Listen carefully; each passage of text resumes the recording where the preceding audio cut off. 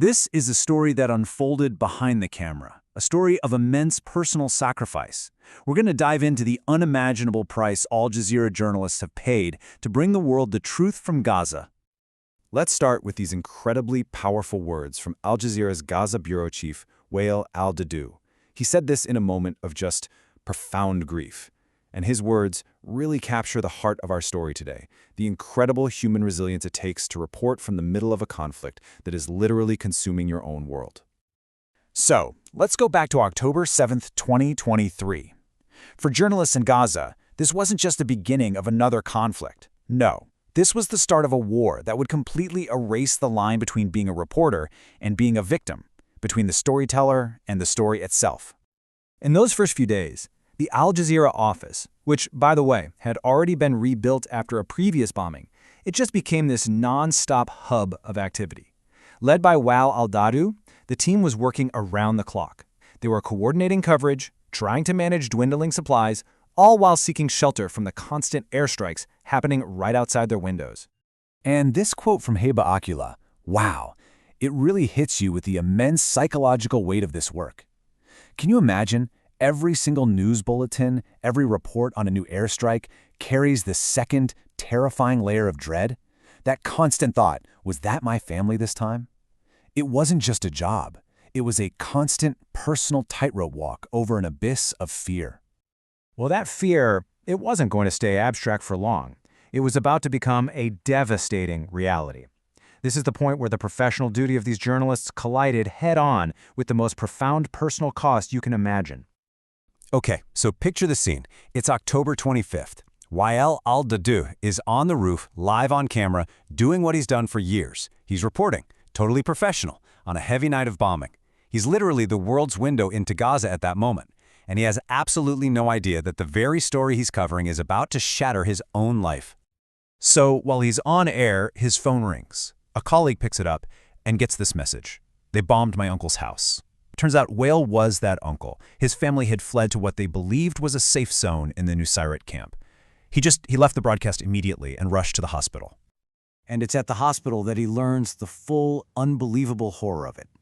The strike killed his wife, his 15-year-old son Mahmoud, his 7-year-old daughter Sham, and his grandson, who was just 45 days old.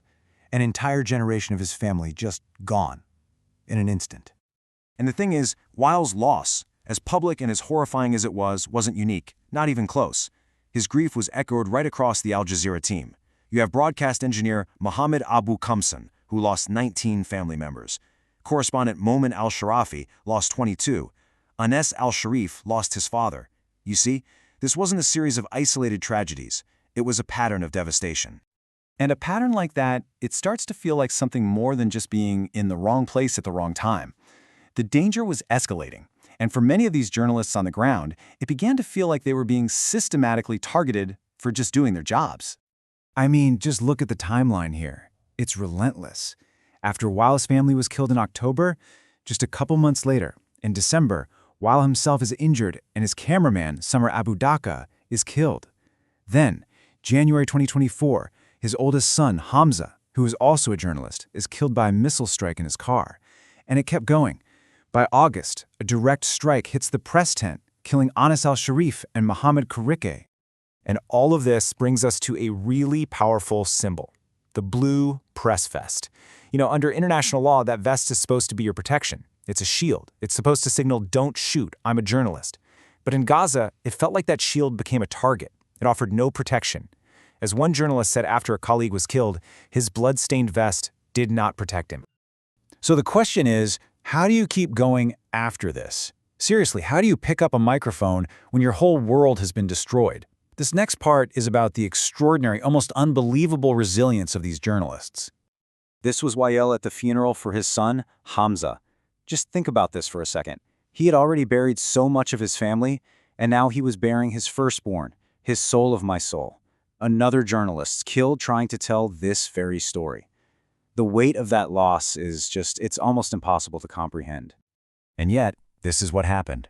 The very next day, after burying his son, Wael al-Dahdouh put his press vest back on and went on the air to report. It was a stunning act of defiance and a testament to his incredible belief in the mission. He said it himself, We must continue to carry the message. And he wasn't alone in feeling that way. After 2 other journalists were killed, their colleague Anas al-Sharif stood amidst the wreckage and said, Malesh. It's an Arabic word that kind of means it's okay or never mind, and it's the same word Wael used after his own family was killed. It became this kind of mantra, you know? It acknowledges this unbearable pain, but at the same time shows this unwavering resolve to continue. So when you look at the stories of these individual journalists, you realize it's a small piece of a much larger battle. This is really a fight over truth, over memory, and over the fundamental right to just bear witness. Which brings us right back to that press fest. What was once a symbol of protection under the law became what they called a useless talisman. Stained with the blood of friends and colleagues, it now represents the profound failure to protect the press and the ultimate price paid for telling the story. And that price has been absolutely staggering.